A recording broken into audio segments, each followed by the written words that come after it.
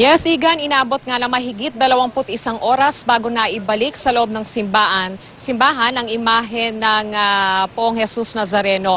At matapos ngang matagumpay na traslasyon ay babauni ng mga deboto ang biyayang hatid ng poon.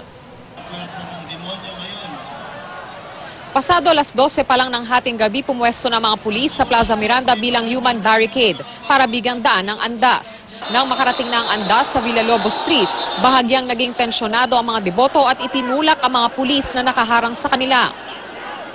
Kalma lang mga brad, kalma lang. Mga brad, kasabi niyo yung mga kapwa natin deboto na nandiyan na nagsusumikap o nagpupumilit na sirain po yung pila. Napapalapit na ang andas sa Plaza Miranda. Nagtakbuhan palapit ng simbahan ang mga debotong sumama sa traslasyon at unti-unting nabuwag ang pagkakahanay ng mga pulis. Nang makalapit na ang andas sa gate ng simbahan, dito na nagbigay ng sabay-sabay na papuri ang mga deboto.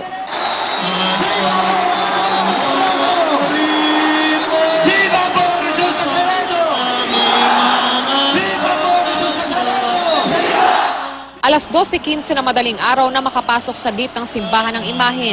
Matapos ang ilang sandali, nagbigay ng pagbabasbas sa mga deboto si Reverend Father Douglas Badong at saka binuksang muli ang gate ng simbahan.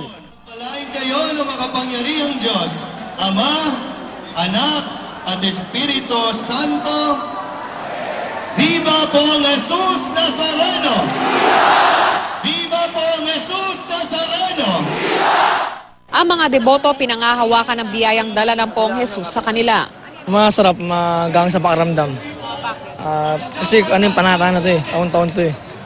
Baga pag naasampa ka, parang feel mo na kasama mo siya. Ang pinalakayan ko lang para sa akin na gumaling na yung lola ko. Kulot ka ng lubid? Wala lang po, swerte daw po. Kaya iniipong ko, swerte daw po. Ayon sa NCRPO, generally peaceful ang naging pagdaraos ng traslasyon. Overall, naging peaceful ang ating traslasyon. Considering na wala tayong casualty. When we say casualty, walang binawi ng buhay o nasawi.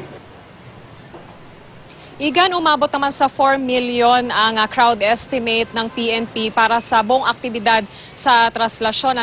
At dito naman sa simbahan ng Quiapo sa ngayon ay wala pa namang nagaganap na aktibidad pero nasa loob pa rin yung mga deboto at nananalangin. Dito naman sa Plaza Miranda ay meron pa rin tayong mga pulis na naka-formation sa mga oras na ito. Ang Quezon Boulevard naman sa ngayon, Igan, ay nadaraanan na ng mga motorista. Ito lamang lane na papuntang Loton ay nagkakaroon ng konting pagsisikip sa mga oras na ito dahil nililinis pa rin ng mga tauhan ng City Hall yung mga basurang naiwan ng mga deboto. At yan muna ang latest mula rito sa Quiapo. Balik sa iyo, Igan.